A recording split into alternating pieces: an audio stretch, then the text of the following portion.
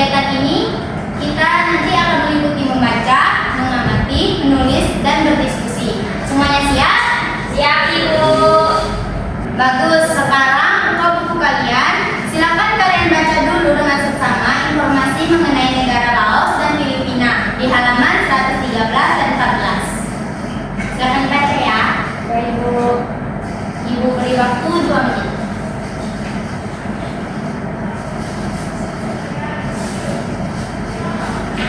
Sekarang kalian menulis draft dan non-fiksi berdasarkan peta pikiran tadi. Aku buka.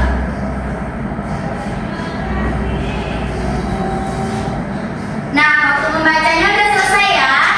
Sekarang dari bacaan yang sudah kalian baca tadi, Ibu minta kalian menentukan perbedaan dan persamaan antara negara Filipina dan Laos mengikuti 3 aspek, yaitu geografis, sosial budaya, dan keadaan ekonomi.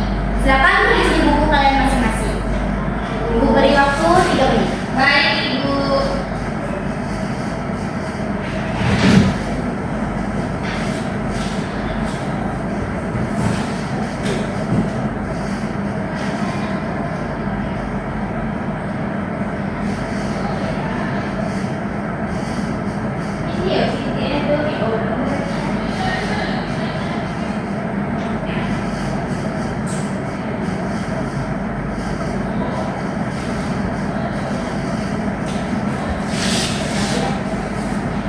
Rehan, ada kesulitan? Saya masih bingung, Bu. Saya baru dapat sedikit. Gak apa-apa Rehan, kamu hanya fokus untuk mencari misalnya apa perbedaan ekonomi di negara Laos dan Filipina. Saja tulis dulu.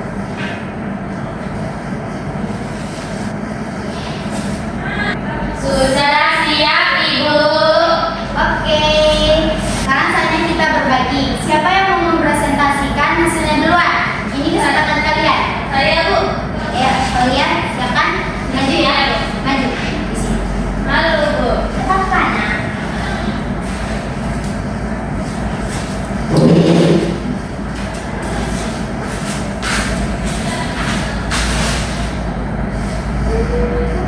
Jadi, saya akan presentasi tentang negara ASEAN. Kedua negara ada tentang negara Filipina dan Laos.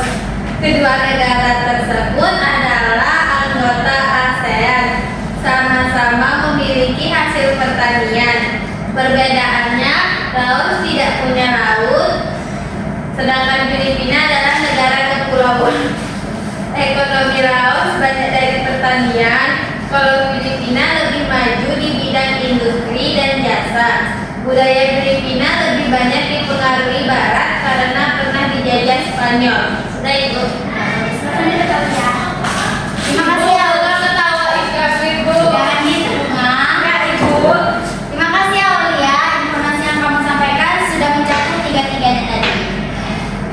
Nah sekarang Bunga, tolong utamakan hasil tulisanmu. Adakah hal menarik lain yang kamu temukan, terutama dari segi penulisan? Boleh maju, baca aja.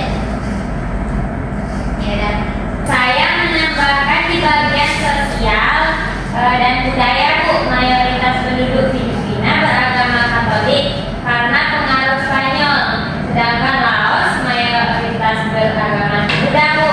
Saya juga berusaha menuliskan pola kalimat yang saya tiru dari buku agar penjelasannya lebih jelas, Bu. bagus Bunga, kamu tidak hanya mencari fakta, tetapi juga memperhatikan cara penyampaiannya. Kita adalah bakat berbahasa yang harus biasa. Nah, selanjutnya kita beralih ke bacaan lain yang masih berhubungan dengan ekonomi. Nah, judulnya itu Kisah Petani Cabai Sukses, Untungnya Menggiurkan. Ini adalah contoh teks yang baik. Mari kita baca bergantian, mulai dari Rehan, Aulia, terus ke Bunga. Ganti-gantian ya. Baik, Bu. Kisah petani cabai sukses, untungnya menggiurkan. Pensiun dari pekerjaan sebagai aparatur sipil negara atau ASN tidak membuat Iman Kusno berhenti berusaha untuk hidupnya. Pria yang sebelumnya berstatus guru ini justru sukses petani cabai. Hasilnya bahkan melebihi penghasilan tetapnya tiap bulan. Sudah 4 tahun ini, Imam bergelut dengan tanaman cabai lokal. Dia menanam komoditas yang kini harganya selangit di atas tanah seluas 1 hektar di desa Natai Raya, Kecamatan Harut Selatan, Kabupaten Kota Waringin Barat, Kalimantan Tengah. Sudah, Bu.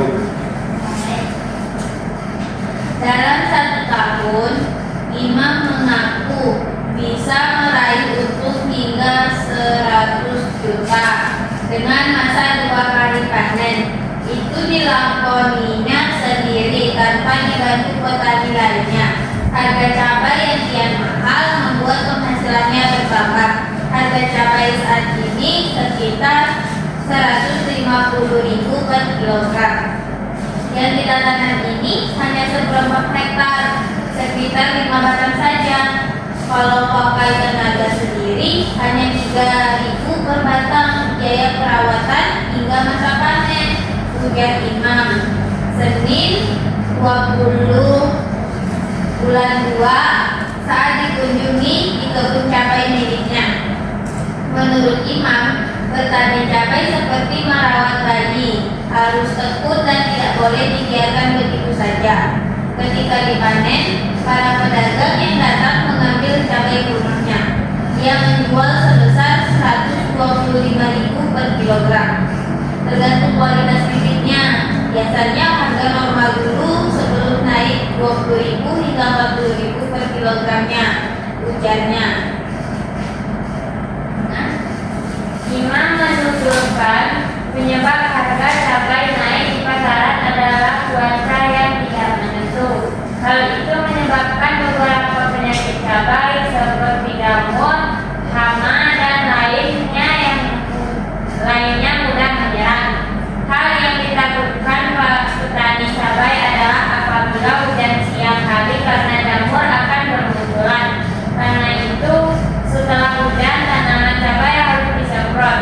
Menentukan berhasil atau tidak itu kan cuaca. Lebih baik musim kemarau sekalian lebih bagus. Dampaknya cuaca seperti ini, jamur yang banyak, patek juga banyak, makanya 2 kali sehari disemprot tidak menutupi gagal panen katanya. Sementara itu, kasih produksi hortikultura dinas, tanaman pangan, hortikultura dan perkebunan Kabupaten Kobar, Legiman mengatakan petani cabai di Kobar paling banyak berada di Kecamatan Pangkalan Lada dan Alwi Selatan. Cabai lokal di Kobar sudah bisa memenuhi kebutuhan pasar. Sebagian dipasok dari Jawa. Sekarang ini rata-rata cabai di pasaran sudah disuplai petani lokal dan kualitasnya juga bagus tanasnya. Baik Bu, kita semua terima kasih. Nah, Ibu mau nanya nih, menurut kalian apa kunci keberhasilan petani cabai dalam bacaan ini? Saya Bu, kuncinya adalah tidak mudah menyerah dan terus mencoba varietas baru Bu. Dan juga dia berani berinovasi dan tidak hanya ikut-ikutan, dia mencari tahu pasar dan permintaan. Rehan, bagaimana pendapatmu? Kira-kira apa hal-hal yang baik bisa kita adaptasi dari kisah ini, baik untuk belajar maupun kehidupan sehari-hari? Kita harus tekun, Bu. Seperti tadi, saya awalnya bingung menulis perbandingan, tapi karena mencoba terus akhirnya jadi bisa, Bu. Tepat sekali Rehan, itu namanya refleksi. Refleksi adalah ketika kita merenungkan proses yang sudah kita lalui, lalu mengambil pelajaran darinya.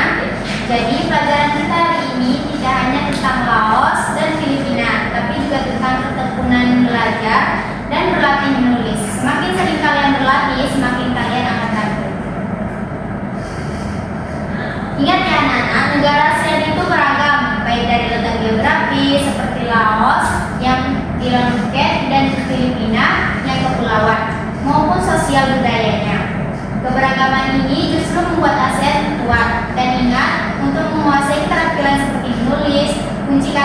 kunci utamanya adalah kuantitas pengulangan dalam berlatih.